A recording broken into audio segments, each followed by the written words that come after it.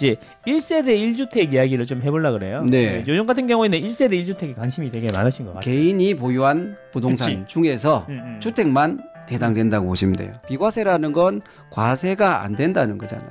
그렇죠. 세무서에서 내편께 쳐버린다. 이게 비과세예요. 그런데 이제 계산을 했는데 세금이 0이다 이건 아니에요. 그거는 이제 뭐 손해가 나도 0이지만 세금이 1억이 나와도 감면이나 공제라는 게 있는데 그건 세금 계산을 해야 돼요. 근데 비과세는 계산 자체를 하지 않습니다. 그래서 이제 그렇게 많이 물어보세요. 비과세인데 신고를 해야 되느냐? 비과세인데 신고를 해야 되느냐? 비과세는 신고를 안 해도 돼요. 왜? 과세가 계산 자체를 안 해요. 세무서에서 비과세다. 그러면 신경을 안 써요. 비과세는 세금 계산 자체를 안 한다. 그게 이제 주택 같은 경우는 12억. 12억이 넘어가면 다 세금을 계산하느냐? 아니라는 거죠. 넘어가서 과세가 되는 부분도 네. 장기 보유 특별 공제가 있잖아요. 장특공. 네. 그래서 이제 거주 몇 프로 나오잖아요. 보유 몇 프로. 이렇게 해서 거주가 실제 거주를 하면 1년에 4%씩 장기 보유 특별 공제를 해주고 또 보유를 하면 1년에 4%, 총 1년에 8% 정도.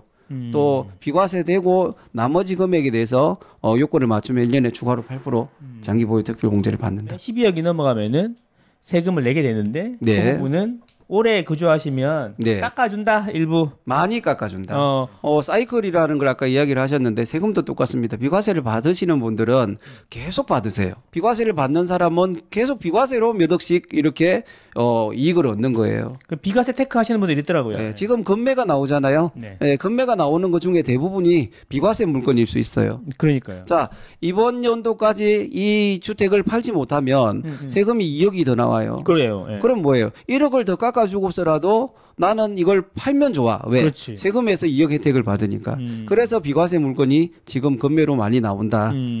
금매 물건 중에 하나가 여기에 해당되는 것도 많다. 많은 것 같더라고요. 예, 그 비과세 물건 뭐 굉장히 중요합니다. 그 포지션 자체가 엄청난 돈을 버는 효과가 있죠. 지금 분양권 취득해가지고 3억이 만약에 올랐다. 그래서 2년 보유하고 팔아도 세금이 70% 정도 되잖아요. 그럼 3억 올라도 2억이 세금이잖아요. 비과세는 1억만 받아도 3억 오른 거하고 똑같잖아요. 그러네요. 그렇죠. 그래서 이제 어떤 물건에 집중을 하느냐, 또 어떤 포지션을 가지고 가느냐, 이제 굉장히 중요한 거고요. 공부를 이제 하셔야 되겠죠. 그래서 이제 내가 비과세를 꾸준히 받을 수 있을 것 같다. 그러면 비과세 쪽에 집중하시는 것도 굉장히 좋은 방법 중에 하나다. 9억이 넘어가면은 뭐 세금을 비과세가 꼭 넘어가는 부분은 안 되고 했는데 이제 12억으로 올라갔잖아요. 맞습니다. 이제 예전에는 근데 9억 넘어가는 집이 별로 없었어요. 별로 없었죠. 네. 12억이라는 게 네, 양도 차익이 아니라 가격을 이야기하는 거예요. 맞습니다. 주택 판매 금액 기준으로. 11억에 사서 12억에 팔면 그냥 1억에 대해서 비과세가 되는 건데 네, 5억에 사서 12억에 팔면 똑같이 이것도 비과세가 되는 거네요. 맞습니다. 맞습니다. 네. 그러면 11억에 사가지고 20억이 됐어 똑같이. 네, 네. 그러면 1억은 비과세가 되지만 요거만 네. 줬다 그러면 12억부터 20억 8억은 네. 일반 세율이 되는 거예요. 일반 세율일 수 있는데 이제 그렇게 이해를 하시는 게 마음 편하시고요. 그다음에 비율대로 나눕니다. 비율대로. 12억이 넘어가는 비율, 과세.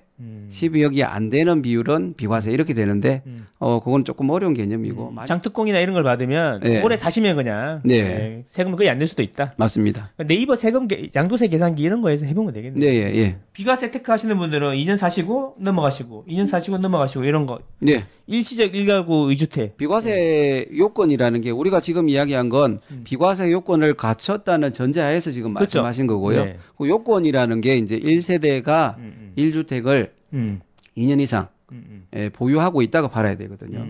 그럼 1주택이잖아요. 그러면 비과세를 받으려고 하면 1세대가 1주택을 보유하다가 팔아야 되는데 팔고 집을 사는 건 좀 안 맞지 않나요? 안 팔릴 수도 있죠. 안 팔릴 수도 있고. 못 살 수도 근데 팔았는데 못 사면 어떻게 해요? 그러니까. 그래서 이제 국가에서 그럼 좋다.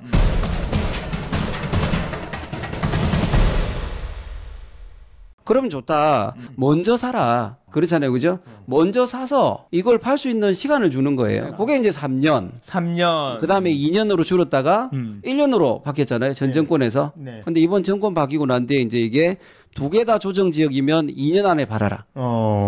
근데 둘 중에 하나라도 조정 지역이 아니면 3년 안에 팔아도 된다. 네. 거주 요건도 없애고 뭐 이렇게 많이 지금 풀었다. 비과세 요건은 반드시 전문가들하고 검토를 해가면서 그러니까 설계를 하셔야 됩니다. 이제 판매 시점에 상담을 하시는 게 아니라 미리 설계를 하셔야죠. 그럼 다 나중에 다 사고 쳐가지고 왜 안 되냐, 뭐 저희들한테 이야기하시면 안 된다는 거죠. 네. 많이 힘들어요. 세무사는 세금을 깎아주는 사람이 아니라 네. 절세를 도와주시는 분입니다. 그렇죠. 그러니까 안 되는 걸 해달라 그러면 안 된다. 예, 이게 안 된다. 중요하다. 같이 마음 아파는 네, 합니다. 아파는 마음 근데, 아파는 하는데 해줄 수 있는 게 없다. 근데 일부 잘못된 정보로 네. 된다고 하는 사람이 있는데 네. 그렇게 여기는 세무사님 거기는 된다는데 여기는 왜 그래요? 그러면 세무사님은 이렇게 말한다. 그거 가서 하세요. 그렇죠. 네. 그럴 수밖에 없는 거죠. A라는 세무사님은 세금이 안 나온다. 그럼 B라는 세무사님은 세금이 1억이 나온다. 어디 가서 맡길까요? 안 나온다는 거죠. 그러다가 사고가 나는 거예요. 왜? B라는 세무사님이 세금이 1억이 나온다는 거에 대한 이유가 있을 겁니다. 분명히. 그렇죠. 그럼 돈을 주고 그 이유에 대해서 들어보고 A한테 가야죠. 그렇잖아요. 그렇죠. 안 들어보고 간다는 거죠. 저런 실력도 없는 세무사가 있나 이렇게 해서 가서 폭탄 맞고 이렇게 오시는 경우들이 많다.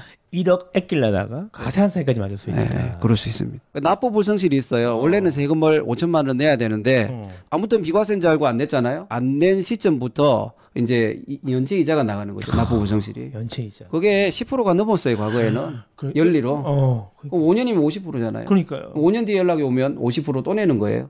신고 불성실 20%, 납부 불성실 50%, 원래 세금 내야 되는 건 내고. 지금은 납부 불성실 연체 이자가 조금 내렸어요. 찔끔찔끔 내리는데 뭐 아무튼 뭐 금리가 올라가니까 또 올라갈 것 같아요. 상담을 통해서 설계를 미리 해나가셔야 돼요. 사기 전에 그리고 보유 중에 판매 전에 이제 이렇게 계속 상담을 뭐 하시는 게 중요하지 않겠나. 그래서 지난 정권에는 그게 엄청 어려웠고 맨날 바뀌었는데 이제 좀 낫다. 네. 예. 솔직히 세무사님도 많이 헷갈렸죠. 정말 많이 힘들었죠. 예. 왜냐하면 공부하면 또 바뀌고 공부하면 또 바뀌고. 지금은 이제 분위기는 좋은데 저는 힘들죠. 또 공부해놓으면 또 바뀌고 풀리고 이렇게 해서 올해만 해도 한 뭐 7, 8가지가 아마 바뀐 걸로 알고 있습니다. 외국 책들을 좀 보면 네.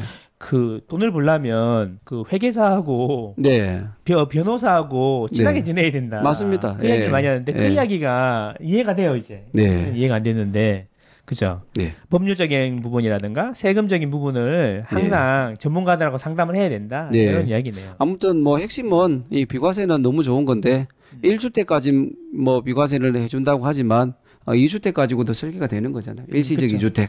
그러니까 이 주택 두 개를 샀다가 다시 하나 사고 또 팔았다가 다시 하나 사고 이러면 계속 일시적 2주택 비과세를 만들 수 있다. 예전에 이렇게 배웠거든요. 1, 2, 3. 네. 첫 번째 주택을 사고 1년 있다가 1년 이후에 두 번째 주택을 그렇죠. 산다. A주택을 사고 그쵸. 텀이 있어야 돼요. 오늘 두 개를 사면 하나는 투기잖아요. 그렇죠. 그렇죠. 그들이 말하는 투기예요. 투기죠. 왜 하나 살 집을 하나 샀는데 왜 또 사느냐. 그래서 A주택을 사고 1년 이후에 B주택을 사야 비과세 요건이 진행이 되는 거죠. 성립이 아니에요. 진행이 되는 거. 두 번째로.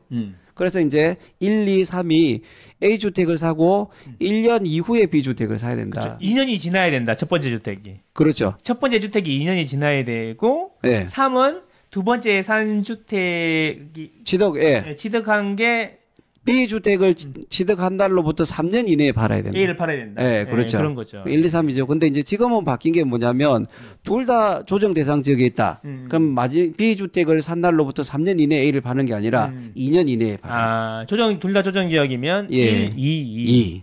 1, 2, 2로 바뀐 거죠. 그게 아니면 1, 2, 3. 네. 첫 번째 주택을 사고 1년 이후에 두 번째 주택을 구매하셔야 되고 네. 첫 번째 주택은 반드시 2년이 지나야지 비과세가 되는 거고 예. 그리고 3은 뭐냐면 B주택을 사고 3년 내에 A주택을 팔아야 된다. 예. 근데 이게 조정 지역이면 1, 2, 2다. 예. 이게 되게 중요한데 잘 모르시는 분들이 많더라고요. 많죠. 근데 이것도 자기 스스로 생각하지 말고 시작할 때부터 설계를 받는 게 좋다. 맞습니다. 그리고 계약서를 써놓고도 놓쳐요. 일시적 2주택을 만들어 놓고 그 B주택을 사고 3년 이내에 A주택을 팔아요. 팔고 뭘 또 사야 되잖아요. 그렇죠. 그죠? 사는데 그래서 그거하고 동시에 또 뭘 하나 C주택을 계약을 해 놓는다는 거죠. 그럼 다 세팅이 다 돼 있어요. 예. 그런데 어느 날 A주택 매수자가 전화가 오는 거예요. 돈이 급히 마련이 안 돼서 3일만 있다가 주면 안 되냐. 마음은 이미 편했잖아요. 다 비과세라고 알고 있기 때문에. 그렇죠. 그 3일 때문에 3주택이 되는 경우가 있어요. 실제 있었습니다. 그럴 수도 있잖아요. 그러네요. 왜 A주택 잔금 받고 C주택을 살려고 했는데 다음날 그렇지. 다 이야기가 되어 있는데 그런데 A주택 매수자가 정말 미안한데 이렇게 이야기를 해서 3일만 이렇게 하면 그 비과세에 대한 생각은 잊어먹는 거지. 나는 좋은 사람이야. 아, 이 정도는 내가 해줄 수 있지. 그러네. 이런 순간 3주택이 되는 거거든요. 잔금 지급일 기준으로 이 모든 게 이루어진다. 그렇게 보시면 될 것 같아요.